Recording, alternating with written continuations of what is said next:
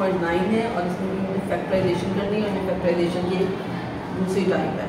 इस फैक्टराइजेशन को कंप्लीटिंग का स्क्वायर मेथड कहते हैं, क्योंकि इसमें आप देखिए तो फर्स्ट टर्म भी x का स्क्वायर है और जो लास्ट टर्म है ये भी 7 का स्क्वायर है।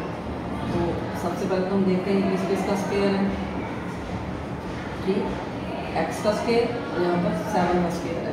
दरमियान वाली टर्म जो इसके बारे में आपको सोचने की जरूरत है, इसके लिए आप सिर्फ इस साइन प्लस का लेंगे और twice the product of first and second term. 49 के साथ प्लस का साइन है, यहाँ पर प्लस का साइन है, तो आपके पास आ गया फर्स्ट टर्म आपके पास है x और सेकंड टर्म आपके पास है 7।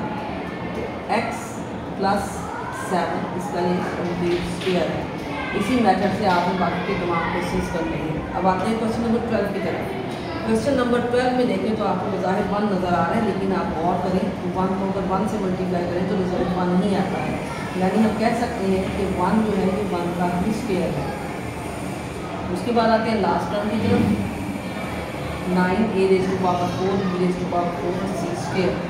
अब देखा जाए तो 9 जो है वो 3 का स्क्वायर है, a रेज़ टू पावर 4 का मतलब है it is square of a square, और b रेज़ टू पावर 4 का मतलब है ये b स्क्वायर का स्क्वायर है, और c स्क्वायर का मतलब है सिंपल c का स्क्वायर है।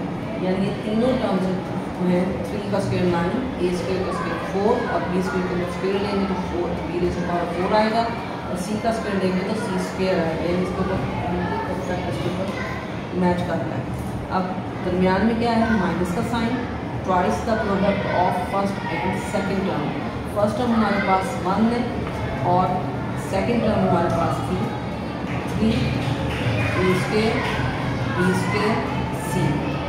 अब हम इसको आंसर, इसको फाइनल आंसर लिखेंगे तो फर्स्ट टर्म हमारे पास है 1 और ट्वाइस यानी 2 के साथ जो साइन लगा है इस साइन को यूज करेंगे, और सेकंड टर्म हमारे पास आ जाएगी 3 a square b square c। तो ये 1 minus 3 a square b square c का कंप्लीट स्क्वायर है।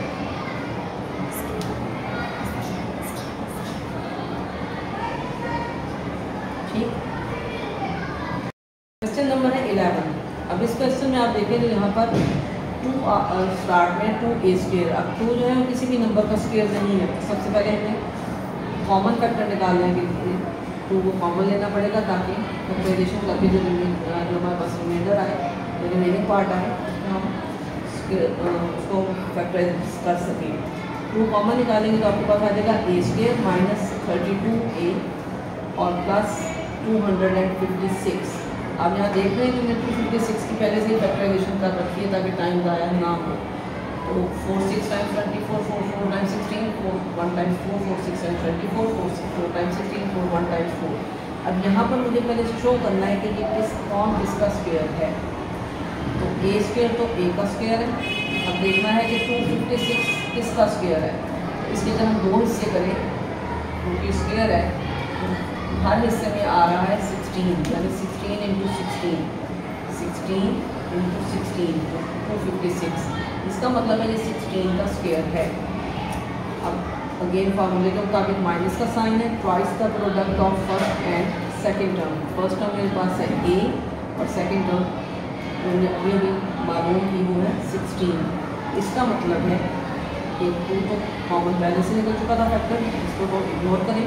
तो आपके पास अंदर क्या है a माइनस, ये साइन के लिए याद रखिए कि हमेशा 2 के साथ जो साइन लगा होगा वही साइन आप यहाँ पर यूज़ करना है, a माइनस 16 का कंप्लीट स्क्वायर। ये फैक्टराइजेशन आ गई आपकी कंप्लीट। अब आते हैं अगले क्वेश्चन की तरफ। अगला क्वेश्चन मैंने इसलिए लिया है कि इसमें ये फैक्टर्स में है और फ्रैक्शंस में है, तो आप कहीं परेशान ना हो किसी इस क्वेश्चन को कर लें। ये वैसे ही है बिल्कुल सिंपली 49/64 मीन 7/8 का स्क्वायर और x का स्क्वायर, 7/8x का स्क्वायर है और फिर प्लस 8/7 का 7y का स्क्वायर। ठीक, 64 49 में फैक्टराइजेशन करें तो ये 8 का स्क्वायर है 64 और 49 7 का स्क्वायर है। अगेन फार्मूले के मुताबिक -2 product of first and second term. अब फर्स्ट टर्म मेरे पास है पूरी की पूरी जिस ब्रैकेट के अंदर है 7/8x और सेकंड टर्म मेरे पास है 8/7y। अब 7 7 से कैंसिल हो जाता है, 8 8 से, 2xy यानी अगेन वही रिजल्ट है। इसका मतलब एक परफेक्ट प्रोडक्ट है। उसके बाद फर्स्ट टर्म आपके पास है 7/8x के साथ साइन माइनस है, और फिर है 8/7y। ये इसका कंप्लीट स्क्वायर है। उम्मीद है इस एक्सरसाइज के बाकी के तमाम क्वेश्चन आप लोग कर सकते हैं, क्योंकि मैंने हर टाइप करके क्वेश्चन कर दिया। तो एक्सरसाइज नंबर 2.9 भी आपने होमवर्क में कंप्लीट करनी है। अल्लाह हाफिज़।